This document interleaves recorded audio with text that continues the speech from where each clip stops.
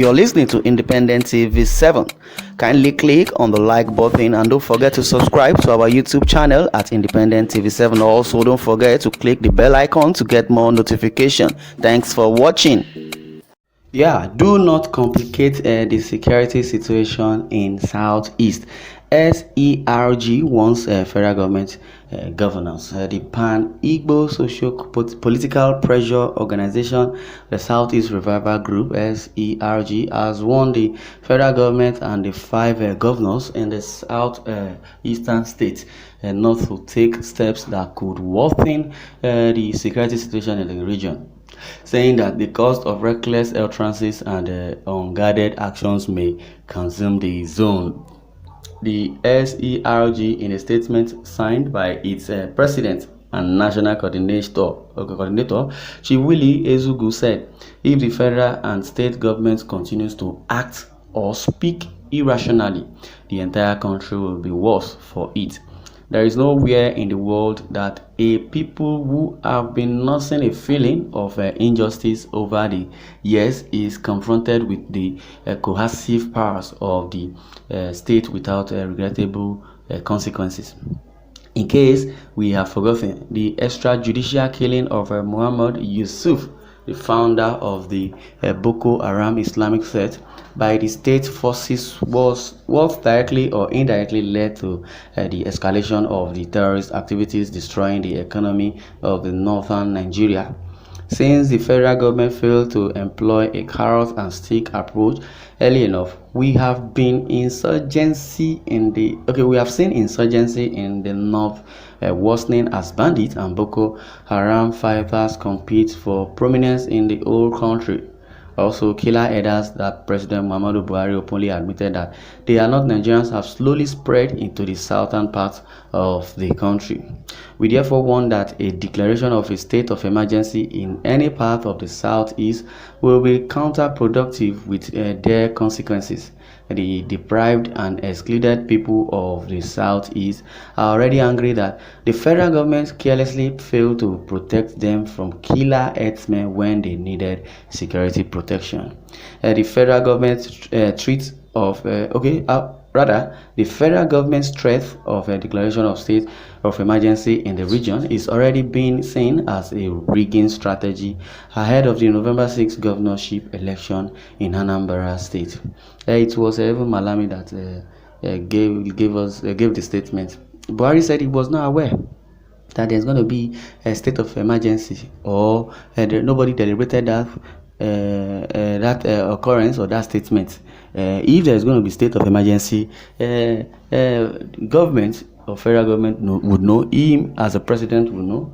The Senate president would know. The House would know. Then information will go down to the governor of the state. You know that there's going to be state of emergency. Everybody will agree. But Buhari said he was not aware that under Malami's volition, he just said that. So I believe most of the time Malami has really faulted the president himself, by saying some things, that are not lawful or that are not, being debated on, and does not even carry the president along. Just because the president, anything they tell him, he admits anything goes. We are doomed. Nigeria is a failed state already. Well, the federal government's threat of a declaration of state of emergency in the region is already being seen as a rigging strategy ahead of the November 6 governorship election in Anambra State. If a state of emergency has not been declared in Zamfara, Sokoto, Kaduna, Niger, and Katsina State, where bandits have virtually taken over most of the local governments, and also Boko Haram have placed their flag all over, and no state of emergency, no arrest, nothing, and nothing has been done, and bandits have virtually taken over most of the local government, and telephone services cut.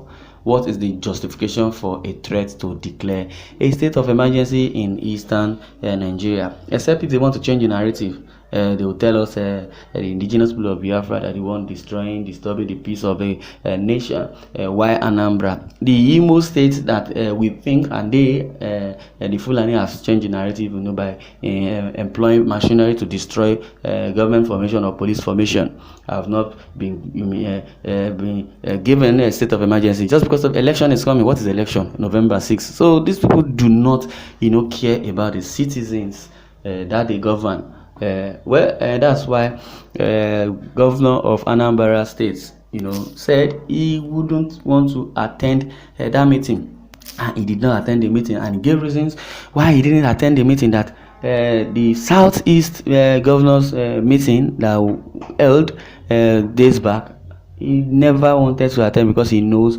those that are sponsoring terrorism and insecurity in the Southeast region, and he does not want to be friends with those.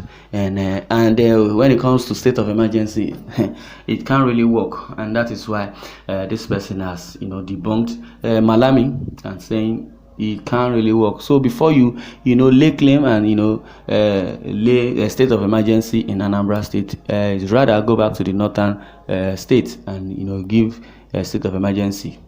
Southeast governors who are opening the doors of a confrontation should know that the inferno of the crisis which is looming in the Southeast may consume all.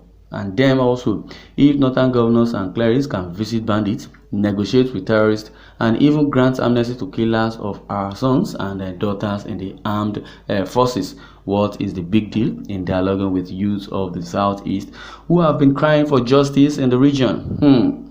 How would anyone think that complicating the already bad situation through unguarded statements and actions be deemed a reasonable option in the circumstance? The SERG has queried. Yes, in this last word, I would say the problem of the southeastern region is the problem of unity, especially from those that call themselves the leaders. I would say the governors are not united at all. I don't know, despite being APC, PDP, this is not a party thing. This is not a party thing. That's why I would tell you that in the northern region, the governors, either PDP, APGA, APC, they are formidable, because they talk or they speak in one voice, one accord. When they meet, they speak in one accord. I know that nobody is holy or nobody is perfect, but when it comes to the northern region, they are very, very, formidable. They have a formidable force. That's why you see that anything that comes, against them, they counter it and they speak in one voice. So the region, which is the southeast region, is being covered by this so-called greed and selfishness, and they are not in good thing. Well, someone says don't complicate security situation in Southeast. SERG wants FG governors. We Indigo are all concerned like you, but look at Masob. Are they pulling down the heavens? As a group, why don't you advise IPOP to stop all these their threats and orders? Like you said, they are unknowingly killing the economy of the Igbos in the Southeast. They must change their style. I have said my own. This militancy approach can't, and I repeat, can't lead them anywhere. Okay, I believe this person does not stay in the Southeast, or is not, listening to news.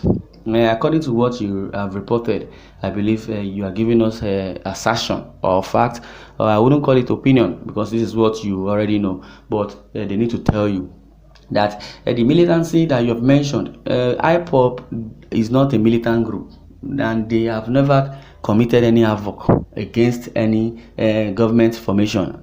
So I need to let you know, those that are perpetrating evil, that are killing people, they are not IPOP, for crying out loud.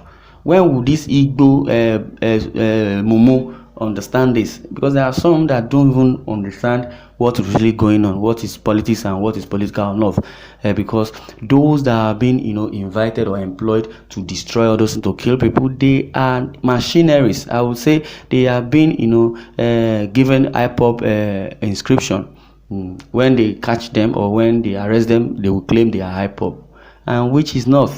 indigenous people of Biafra, since when Nnamdi Kanu has been arrested or whatever, they have made low. They are, they have splitted, and nothing of such is happening again. But the only thing is just what they really want. They are still formidable. They are still, trying to agitate, but to release Nnamdi Kanu is what they are doing, and they have not been given order to go and destroy anything. Nobody is telling anybody. Even the sit-at-home order that was given, it wasn't mandatory. It was earlier said that they should sit at home to honor Nnamdi Kanu. But in the long run, they said, Ima Powerful said they should all go back to their businesses.